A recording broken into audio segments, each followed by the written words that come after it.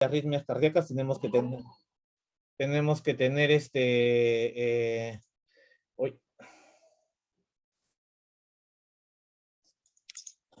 tener conocimientos básicos de lo que es un electrocardiograma normal. Tenemos que también conocer lo que son las características normales de un papel de registro del electrocardiograma. Tenemos que tener conocimientos algo básicos, aunque sea de lo que es las causas o la etiología de las arritmias, la sintomatología de las arritmias más frecuentes que acuden al servicio de emergencia, un abordaje y protocolos de arritmias, y bueno, algunos casos clínicos que vamos a desarrollar. Sobre todo hay que tener en cuenta que el corazón tiene áreas especializadas que crean o nacen, o donde nacen los impulsos cardíacos, o nace el estímulo, ¿no?, de la actividad cardíaca. Nosotros conocemos tres, entre ellos es el nodo sinusal, el nodo aurículo-ventricular y la fibra de Purkinje y el haz de His, ¿no?, los cuales van a transmitir el impulso cardíaco, ¿no? La parte eléctrica del corazón nace en esta zona del nodo sinusal. De ahí se va a generar ya lo que es el electrocardiograma, que es un juego de vectores que es interpretado por el equipo de electrocardiografía. Para recordar, de inicio, tenemos de que el nodo sinusal nace en esta zona, ¿no? Nace en la aurícula derecha, el cual va a generar un estímulo. Al generar el estímulo de la aurícula derecha, vamos a ver que se va a generar la parte creciente o ascendente de la onda P. Cuando este estímulo ya llega a la parte de la aurícula izquierda a través de fibras de comunicación interauriculares, vamos a ver que se completa la parte ascendente y comienza ya la parte de descenso de lo que es la onda P. Y esto ya, esta parte descendente quiere decir de que el estímulo ya llegó, o la despolarización ya llegó a la aurícula izquierda, ¿no? Por eso entendemos de que la parte ascendente de la onda P hablamos de aurícula derecha y la parte descendente de la onda P hablamos ya del mensaje ha llegado a la aurícula izquierda, ¿no? Se completa el mensaje tanto en ambas aurículas generándose por completo el ascenso y el descenso de la onda P. Ahora, esta onda P es continuada con un intervalo PR. Este intervalo PR es cuando ya los mensajes tanto de la aurícula derecha llegado a la aurícula izquierda llegan al nodo sinoauricular. En este nodo sinoauricular se produce un retraso, ¿no?, de unos milisegundos, el cual va a generar la formación del intervalo o el segmento PR. ¿Okay?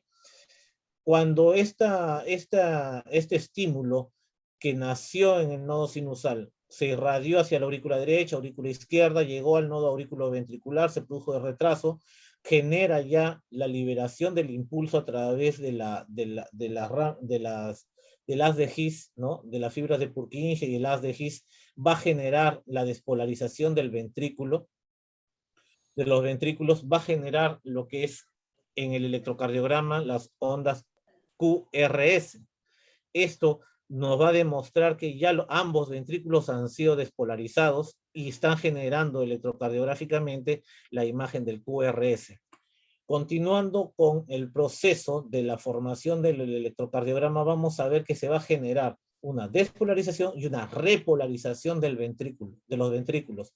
Esta repolarización de los ventrículos va a generar una imagen en el electrocardiograma que vendría a ser la onda T, ¿no? Si nosotros nos damos cuenta, estamos tratando de graficar todo el impulso desde que nace, desde el nodo sinusal hasta la repolarización que se produce en el ventrículo. Todo esto está generando la onda, el gráfico que tenemos, el P, la onda P, segmento ST, QRS, segmento ST, ¿no? Y la onda T. Este es el gráfico normal y por cómo se ha producido este gráfico. Son juegos de vectores, es solamente como para recordar, esta primera parte es recordar cómo se forman las imágenes de un electrocardiograma. Hay toda una primera charla que, bueno, deben ya tener algunos conocimientos básicos tal vez de lo que es electrocardiograma, pero son juegos de vectores. Un electrocardiograma normal es juego de vectores. Pero bueno, vamos continuando con respecto a lo que se debe tener en cuenta en este segmento. Hay que tener en cuenta también que es el papel de registro del electrocardiograma. Si nosotros acá tratamos de graficar nodo sinoauricular, las fibras hacia la aurícula derecha, la aurícula izquierda, ¿no? Que llegan hacia lo que es el nodo auriculoventricular y van a generar el dato electrocardiográfico. Nosotros vamos a tener un papel milimetrado, ¿no? Ustedes se han dado cuenta que hay cuadraditos, ¿no? Están formados por cuadrados grandes y cada cuadrado grande está conformado por cuadrados pequeños. Cada cuadrado grande está constituido de 5 cuadraditos, tanto en el horizontal como en el vertical, ¿no? Y esto vamos a tener que ver en el electrocardiógrafo. Tenemos que nosotros calibrar a la evaluación que vamos a hacer o el electrocardiograma que vamos a tomar, porque esto es muy importante. La velocidad al cual debe de correr el papel milimetrado debe ser a 25 milímetros por segundo, ¿no? Y la altura debe estar graficada o debe estar calibrada que 1 milivoltio, cuando hablamos de el horizontal, hablamos de segundos. Cuando hablamos en el vertical, hablamos de voltios, voltaje, milivoltios. ¿Ok? Ahora, cuando hablamos de velocidades, la calibración debe ser hecha a 25 milímetros por segundo. Y cuando es de altura, en 1 milivoltio debemos calibrarlo a 1 centímetro de altura. 1 milivoltio equivale a 1 centímetro de altura. Eso hay que tenerlo bien claro, muchachos, porque nosotros vamos a malinterpretar electrocardiogramas si es que nosotros no nos damos cuenta de estas figuras. Es muy importante esto, ¿ok? Acá tenemos la imagen típica de lo que es un electrocardiograma, la figura de un electrocardiograma, la onda P, el segmento PR, complejo QRST, ¿no? QRS, y el segmento ST y la onda T. Esto es lo que siempre vamos a encontrar. ¿Cómo vamos a calcular? Hacemos recordar también cómo deben de ustedes cuantificar la frecuencia cardíaca. Muchachos, la pregunta es para cualquiera de ustedes. A ver, quien quiera participar. ¿Cómo ustedes cuantifican la frecuencia cardíaca de un electrocardiograma? Sin ver, claro, lo que es el informe del electro, ¿no? Que nosotros tenemos, el dispositivo que nosotros tenemos nos da la frecuencia cardíaca, pero hay otros dispositivos en otros hospitales el cual no te da la frecuencia cardíaca. ¿Cuáles conocen, muchachos? Doctor, se divide 1500 sobre el número de cuadraditos pequeños. Perfecto, esa es una modalidad. Lo que dice segundo es verdad. El número de cuadraditos, primero tenemos que limitar la onda R con la onda R siguiente, ¿no? Ahora, esta forma de calificar o cuantificar la frecuencia cardíaca son en ritmos regulares, por si acaso. Ritmos regulares. Nosotros tenemos una onda R, la otra onda R debe ser igual que el segmento que sigue después, ¿no? Y contabilizamos los números de cuadraditos pequeños. El número de cuadraditos pequeños va a ir en el denominador y en el numerador va 1500. 1500 entre 15, bueno, acá va a salir 100 latidos por minuto. Esta es la forma un poco más exacta de hacer el cuantificar la frecuencia cardíaca. ¿Hay otra forma de cuantificar la frecuencia cardíaca, muchachos? El ritmo es irregular con los QRS. En ritmos regulares todavía, segundo. En 6 segundos se cuenta cuántos complejos QRS hay. Se multiplica por 10. Kelly. Kelly, creo que ¿Perdón? ese es, creo, para el ritmo irregular. No sé quién me habló, no veo, no tengo acá en la pantalla quién está compartiendo, ¿no? Pero la idea está de que este es en el ritmo irregular. El otro es cuantificar. Ya no vamos, si nosotros sabemos que cada cuadrado grande tiene 5 cuadraditos pequeños, ¿no? En el tiempo, en el horizontal. O sea, si nosotros cuantificamos cuadrados grandes, vamos a contabilizar en el numerador 300. En el numerador 300 y en el denominador ya no vamos a cuantificar los cuadraditos pequeños, sino vamos a cuantificar los cuadrados grandes. ¿Ok? Cuando cuantificamos cuadrados grandes, el numerador es 300 y el denominador vendría a ser los cuadrados grandes. ¿Hasta ahí estamos bien, muchachos? Sí, doctor. Perfecto. Estamos haciendo cuadrados pequeños, cuadrados grandes, y la otra forma es esta, ¿no? En la cual nosotros designamos, por ejemplo, un complejo QRS que dé una línea de cuadrado grande. El siguiente línea de cuadrado grande va a valer 300. La siguiente línea de cuadrado grande que continúa es 150. La siguiente es 100. La siguiente es 75. La siguiente es 60, 50, 42, 38. Esto es una forma rápida también de realizar un conteo de la frecuencia cardíaca. Claro que no es exacta como la primera de los 1500 entre el número de cuadrados pequeños, sí es verdad, pero esto es mucho más rápido, ¿no? Es una forma más rápida de cuantificar una frecuencia cardíaca, ¿ok? ¿De acuerdo, muchachos? Muy bien. Lo que me decían hace unos momentos, ¿no? Cuando son ritmos irregulares, lo que nosotros podemos hacer es contabilizar el número de complejos QRS que hay en 6 segundos, lo que vendrían a ser 30 cuadrados grandes, ¿no? De estos 30 cuadrados grandes, contabilizamos y el número de complejos QRS que tengamos en esa distancia, que vendrían a ser los 6 segundos, ¿sí? Se van a multiplicar por 10. Lo otro también que se puede hacer, y es algo práctico, porque a veces no nos dan, esta frecuencia cardíaca, por si acaso lo tomamos en el D2, en un D2 largo. En el dispositivo que nosotros tenemos, en el aparato que nosotros tenemos de electrocardiograma, sí tenemos un D2 largo, sí nos arroja un D2 largo. Pero hay algunos dispositivos en el cual no nos arroja el D2 largo, y nos arroja un dedo corto, en el cual no tenemos los 6 segundos. A la justa tenemos unos 3 segundos. ¿Qué hacemos? En lo que sería 15 cuadrados, en estos 15 cuadrados, contabilizamos los complejos QRS y multiplicamos no por 10, sino por 20. Y ahí tendremos un aproximado de la frecuencia cardíaca. Esta forma de cuantificar la frecuencia cardíaca va a ser utilizada en pacientes con arritmias irregulares, tipo fibrilación auricular. Este es el método que nosotros utilizaríamos en una fibrilación auricular cuando tenemos un electrocardiograma.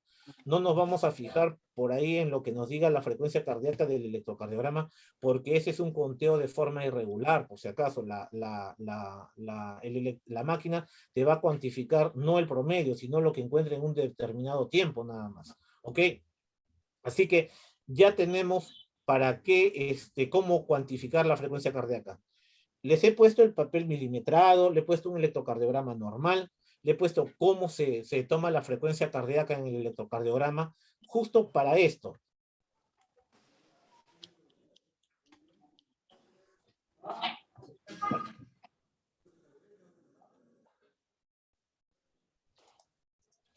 A ver, en el primer electrocardiograma, ¿qué pueden ver, muchachos? A ver, ¿quién se manda en el primer electrocardiograma en la parte superior?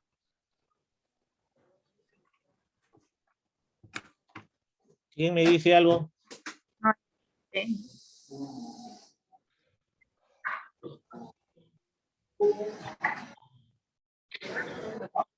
A ver, muchachos, mándense, no hay problema. ¿Ausencia de onda P? ¿Ausencia de onda P? No, sí hay onda P. A ver, les acerco la... Una pesita, pero... Hay una bradicardia, parece, no, pero no sé. A ver. Onda P hay, por si acaso, ¿eh? Onda P hay acá, ¿ves? Hay acá onda P, onda P, onda P. Dedos largos no hay. Ya. A ver. Por ahí, Aldo, creo que dijiste es bradicardia. Sí. A ver, muchachos, ¿todos están de acuerdo con Aldo? A ver. ¿Quién dice yo? ¿Quién dice no, doctor? Acá hay un problema, que debemos hacer algo. O no, si es bradicardia. Apoyo. Es que no vemos ¿Ah? la calibración. Okay. Pero igual no nos va a dar mucha. Eso es lo que tenemos que ver. Miren, pues. ¿Cuánto tiene de la cosa? Eso es lo que tenemos que ver. Mira, miren muchachos, vean. Esta calibración en cuestión de velocidad está a 50 milímetros por segundo. O sea, son 50 cuadraditos en un segundo. O sea, ¿qué quiere decir? El electrocardiograma lo estamos expandiendo, ¿no? En un segundo hay más conteo de cuadrados, por lo cual va a interpretarse como que si fuera una bradicardia. Va a interpretarse como una bradicardia, un paciente que le estamos poniendo más velocidad en un segundo. O sea, más cuadraditos en un segundo. Y esto lo que va a hacer, va a verse como una bradicardia, lo van a interpretar como bradicardia, lo van a interpretar como un QRS anchos, ¿no? Y un QT prolongado. Pero no es esa la figura. Estamos viendo que acá, en este primer electrocardiograma, hay 50 milímetros por segundo. En el segundo electrocardiograma, ¿qué me pueden decir, muchachos?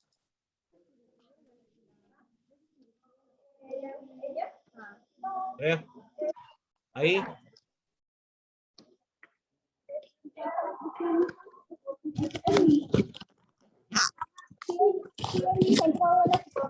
A ver, muchachos.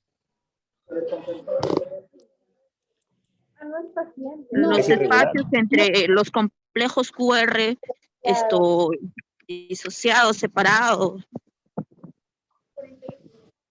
El complejo QR, disociado acá, se refiere que muy corto, O sea, doctora. O sea, los QRS Ya. Tienen diferentes distancias. Diferentes distancias. Ya está. Nosotros podríamos interpretar que este electrocardiograma se trata de una taquicardia. Sí. Está mal Sí, tomado, ¿verdad? también parece. A ver, ¿está mal tomado o está mal calibrado? ¿Cuál sería Bueno, mal calibrado porque se ve, o sea, no se ve normal. Están muy pegados, ¿verdad? Al ver nosotros un electrocardiograma así, nosotros podremos decir, doctor, esta es una taquiarritmia, hay una taquicardia acá, hay una taquicardia sinusal. Si a mí me presentan este electrocardiograma, sea por WhatsApp, sea por otro lado, y solamente es este electrocardiograma, acá yo hablo de una taquicardia, ¿no? ¿Por qué? Porque estamos, cuantifiquemos la frecuencia cardíaca. Mírenme.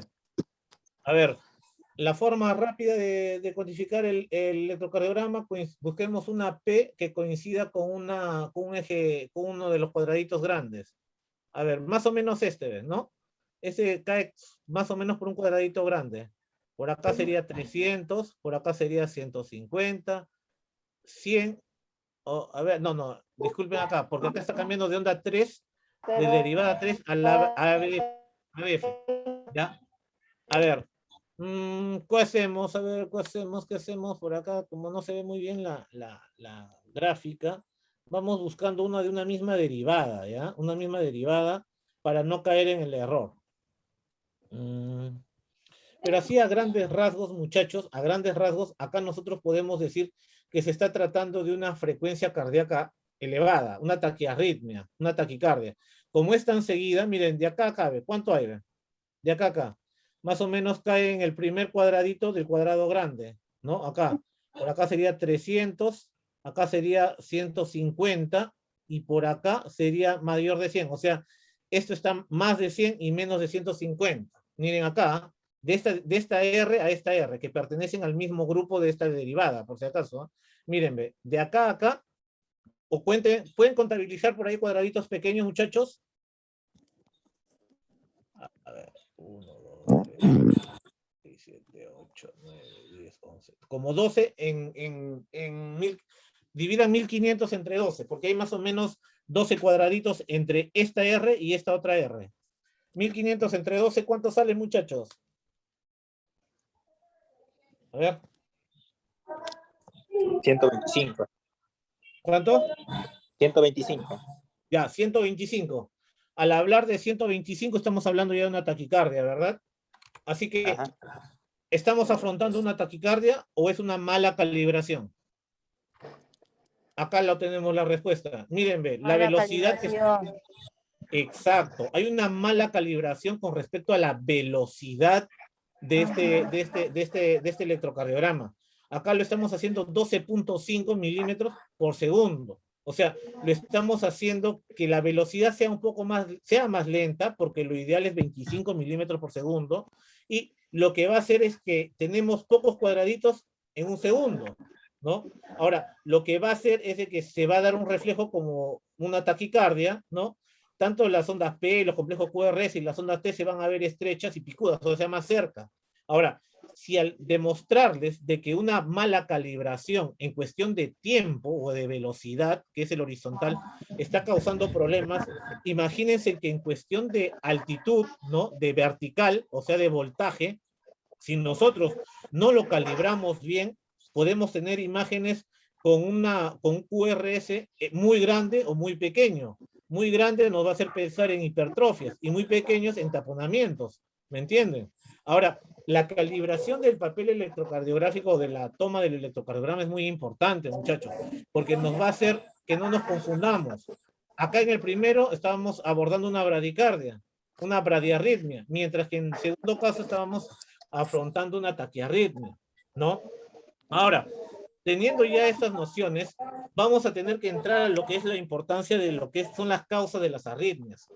Entre una de las causas de las arritmias cardíacas tenemos el problema en formación y en la conducción. En la formación del impulso, me refiero a la formación del impulso cardíaco, como decíamos al inicio, la formación de un impulso cardíaco era en el nodo sinusal. Las células tienen ciertas características de automatismo, el cual son capaces de producir ellas mismas, sin ningún estímulo, generan un estímulo y un impulso cardíaco. Y tras el impulso cardíaco se estimula y se produce ya un gráfico del electrocardiograma. Uno es en la formación y el otro va a ser en la conducción. Al hablar de la conducción estamos hablando de esas fibras que llevan el impulso cardíaco hacia las aurículas, hacia el nodo aurículo-ventricular, del nodo aurículo-ventricular a las fibras de Purkinje, a las de His, ¿no? Todo este ramillete se habla de conducción. La formación del impulso cardíaco y la conducción de este impulso cardíaco. Ahora, con respecto a lo que es la formación del impulso cardíaco, hay que tener en cuenta de que al hablar de formación hablábamos de célula, y al hablar de célula hablamos nosotros de un potencial de membrana, un potencial diastólico de membrana, en el cual hay un periodo de reposo. Hay un periodo de reposo en el cual se produce un estímulo y este estímulo se dispara a través del potencial diastólico de membrana y llega hasta un umbral.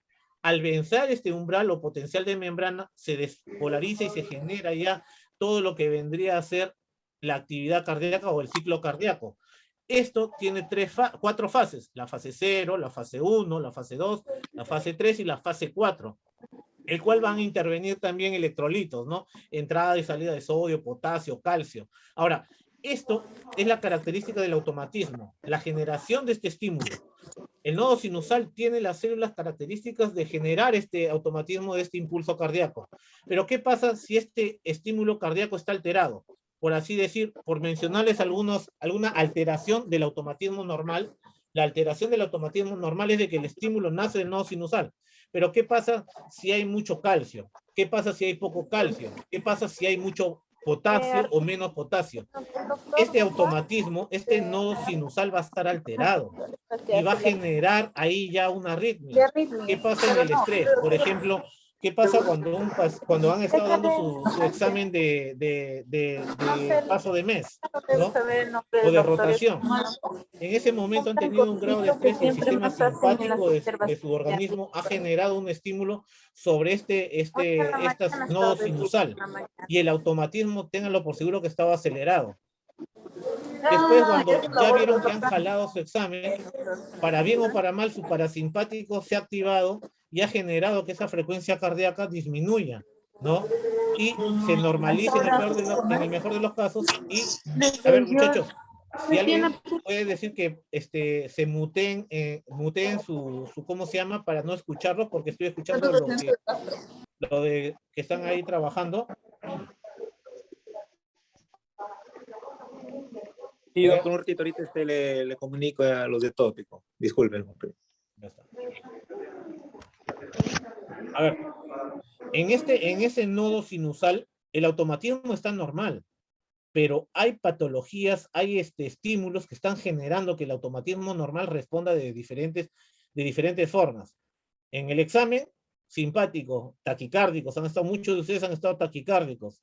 Después del examen, el parasimpático ha actuado, ¿no? Normalizaron, algunos se pusieron bradicárdicos al ver todas sus fallas, ¿no? Pero esto es un automatismo normal. ¿Cuál es el automatismo anormal? Nosotros hablábamos de que el estímulo debe nacer del nodo sinusal, ¿verdad? Pero ¿qué pasa si el estímulo no nace del nodo sinusal y el estímulo nace del nodo aurículo-ventricular? Se va hacia las aurículas y hacia el ventrículo. ¿O qué pasa si el automatismo nace no del nodo aurículo-ventricular, sino nace de las fibras de Purkinje o salen de focos ectópicos? Al hablar focos ectópicos, son aquellos focos que no son del nodo sinusal, no son del nodo aurículo-ventricular, ni las fibras de Purkinje, no son de ahí. Son otros extremos del corazón, otras células del corazón que al no haber el estímulo del nodo sinusal, toman el mando, por así decirlo, toman el mando y generan un estímulo cardíaco, un impulso cardíaco, ¿no? Generan un potencial de acción, generan un problema por ahí y van a generar un ritmo cardíaco anormal. Esto lo vemos en todas las taquiarritmias, lo vemos en las extrasístoles, ¿no? Tanto auriculares como ventriculares, por eso hay extrasístoles auriculares, ventriculares, monomórficas, polimórficas, ¿no? Esto lo explica, ¿ok? Ahora, doctor, ¿a qué se debe con actividad desencadenada? Cuando ya se desencadenó un ciclo, un potencial de membrana y todas estas fases, ¿qué pasa si por acá, en esta parte de la fase 2 de la potencial de membrana, ¿sí? Si acá nace otro estímulo, o acá en la fase 3 nace otro estímulo y nace otra actividad cardíaca, ni siquiera termina el potencial de membrana normal o las fases del primer potencial de membrana y están naciendo otro potencial de membrana. Cuando nacen en la fase 2 y en la fase 3, se llaman precoces. Cuando nacen en la fase 4, o sea, ya terminó, están terminando, y pum, nace otro estímulo inmediatamente. A esto se le llama tardío, una actividad eléctrica desencadenada de tipo tardío, ¿ok? Esto, muchachos, es algo básico, son varias cosas más que tendríamos que hablar acá, tendremos que tener más tiempo, pero bueno, es como para conocimiento general. ¿Qué problemas o qué arritmias cardíacas se producen por conducción? Los bloqueos, que ya vamos a ver, ¿no? Vamos a ver ya los tipos de bloqueos, que es lo más fácil en todo esto, los bloqueos que se pueden presentar es lo más fácil de entender en verdad. Pero el otro, que trae varios tipos de modos, ¿no? Es el de tipo reentrada. Hay de tipo reentrada anatómica o clásica cuando hay un problema anatómico ahí, en una parte del corazón fibrosada, una alteración de ahí anatómica del corazón. O la funcional cuando es algunas alteraciones por A o B estímulos, ¿no? Acá les presento dos de ellos, por presentarles solamente dos de ellos, ¿no? Uno es esto, en el cual, esta es una taquiarritmia, esto es una taquiarritmia por reentrada. Si nosotros damos cuenta, en esta parte del corazón nace en cercanías lo que es el nodo aurículo-ventricular, pero nace de la aurícula derecha. Este estímulo va a generar dos vías, una vía lenta y una vía rápida. Debería ser de frente, venir de acá, venir por acá así y estimular hacia los ventrículos. Pero ¿qué pasa? Se genera otras fibras que estimulan y dan la forma redondeada, ¿no? Por acá sale y debe de venirse por acá. ¿Sí? ¿Qué pasa cuando se forma esta otra entrada? O sea, genera un círculo vicioso que entra por acá, va un estímulo por acá y el otro estímulo sigue por acá y se estimula nuevamente. El ciclo normal debe ser que empiece en el nodo sinusal y termine en la repolarización de los ventrículos. Pero acá una parte del estímulo da vuelta en la misma aurícula y después se dispara hacia los ventrículos y sigue estimulando al nodo auricular, generando otro ciclo acá y generando otro estímulo. Y este estímulo por reentrada, o esta arritmia de conducción por reentrada, es lo que vamos a ver como uno de los tipos de taquicardia supraventricular intranodal. El otro tipo de reentradas, hay varios, solamente por presentarle algunos, muchachos, ¿no? Es esta, ¿no? Donde el estímulo nace en la aurícula derecha, pero ¿qué pasa? Va hacia los ventrículos, pero del ventrículo regresa a través de la aurícula izquierda, regresa al lado derecho, ¿no? este es otro tipo de estímulo o otro tipo de arritmias por reentradas, ¿no? Y esto lo vamos a encontrar también en otro tipo de taquiarritmias, ¿no? Supraventriculares.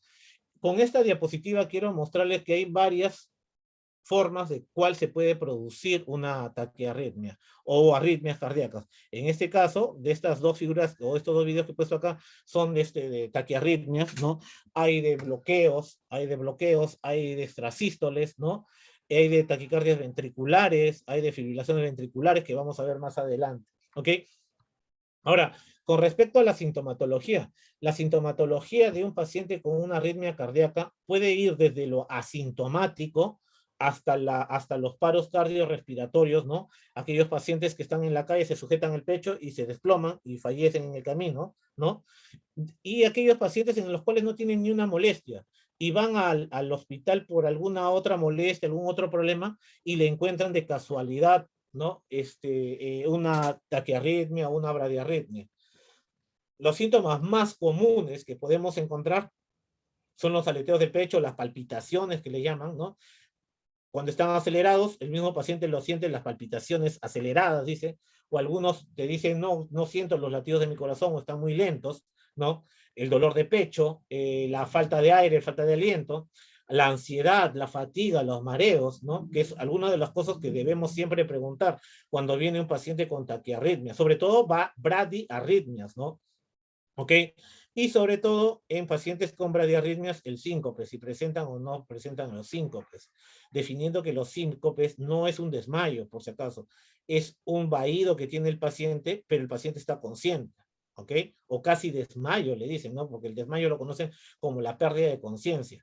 El vaído, como que quiso perder la conciencia, pero se acuerda de todo y se cayó, se golpeó todas las cosas, pero se acordó de todo, eso se llama síncope. Y eso quiere decir que el flujo sanguíneo no ha llegado con tanto flujo hacia el cerebro, y el cerebro ha reconocido la hipoxia y se ha producido la descompensación del paciente y este vaído. Las arritmias más frecuentes. No hay una literatura, no hay un trabajo así conciso, el cual nos diga cuáles son las frecuencias de cada arritmia. En localidades, es más, algunos trabajos hablan de que cada localidad tiene arritmias típicas de su realidad y debe serse cuantificada en cada realidad, ¿no? Este es un trabajo de acá de Lima, en el cual están tomando pacientes militares, ¿no? Y en su hospital de la policía o hospital militar tratan de determinar dentro de su personal militar que han tenido cuántos pacientes han presentado arritmias, ¿no? Cardíacas que los han llevado a su establecimiento de salud de la misma fuerza militar, ¿no? Y han comenzado a diagnosticar o a sacar cuál es la frecuencia. Ellos lo cuantificaron de esta forma o lo clasificaron de esta forma, como también están clasificados en otras literaturas, ¿no? Como son las taquicardias supraventriculares, o sea, del nodo auriculoventricular para arriba, aurículas supraventriculares, y las arritmias ventriculares, todo lo que sea arritmias ventriculares. Esto lo divide en taquicardias, las taquicardias en supraventriculares y ventriculares, y los dividen también en bradiarritmias, ¿no? En bradiarritmias vamos a tener la bradiarritmia sinusal, la parada o pausa sinusal, bloqueos sinoauriculares y los bloqueos auriculoventriculares. Mientras que en las taquicardias supraventriculares las van a dividir en taquicardias supraventriculares auriculares, las taquicardias no paroxísticas de la unión y taquicardias por reentrada. En sentido general, todas las taquicardias supraventriculares va a llegar un momento donde en el momento de la emergencia no nos va a interesar saber cuál de ellas es, sino darle el tratamiento y estabilizar al paciente. Y en las arritmias ventriculares vamos a ver las gravedades, ¿no? Lo que es más llamativo son las taquicardias ventriculares y las fibrilaciones ventriculares. En este estudio también ponen en quiénes fueron más frecuentes. Por ejemplo, en el sexo masculino fue mucho más característico estas arritmias, o sea, más frecuentes. Del grupo de pacientes que tenían 45 de ellos eran varones. El grupo etario fue mayor en gente de 30 a 39 años, ¿no? El rango fue en técnicos y suboficiales, fue más frecuente que en otras realidades del soldado, del capitán, del comandante, fue más en técnicos y suboficiales, ¿no? La característica sintomatológica que tuvieron los pacientes fueron más de palpitaciones. Los síncopes o presíncopes fueron los que continuaron con respecto a la presentación clínica, ¿no?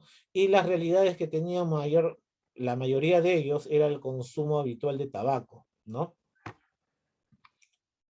Con respecto a la frecuencia de la presentación de estos pacientes, con respecto a la presentación de estos pacientes, de estos 54 pacientes que tuvieron en este tiempo de 2005 al 2006, encontraron que en las taquicardias supraventriculares lo más frecuente fueron la fibrilación auricular. Creo que esto no es muy distinto a la realidad que nosotros tenemos en el Hospital Belén, ¿verdad?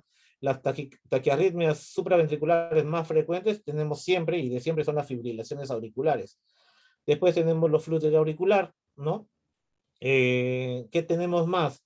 Las taquicardias supraventriculares que tenemos, por ahí no nos damos cuenta, pero son esas taquicardias de reentrada que llegan a la emergencia, al tópico, y por ahí dan de altas, ¿no? Por ahí hemos tenido un casito, el de la cama 20, por lo que me reportan aparentemente sí ha sido una taquicardia supraventricular, o puede ser por reentrada, o puede ser una taquicardia paroxística, pues, ¿no? Al decirse paroxística son aquellas que aparecen y desaparecen espontáneamente o con un tratamiento y no se vuelven a presentar. Y deben tener un desencadenante, pues, ¿no? Entre las arritmias ventriculares, las causas más frecuentes tenemos la fibrilación y el flúter ventricular, ¿no? Y en las bradiarritmias, las más frecuentes... Doctora. Doctor, disculpe, la reunión se va a terminar, pero vuelven a ingresar el mismo link. Ah, ya, ok. Entre las bradiarritmias más frecuentes, que es también una realidad que tenemos en el Hospital Belén, son los bloqueos auriculoventriculares. Ustedes son testigos de los casos de bloqueos que han estado llegando en el Belén, ¿no? El mes pasado, este mes. ¿Ok? Así que más o menos estamos sacando ya cuáles son las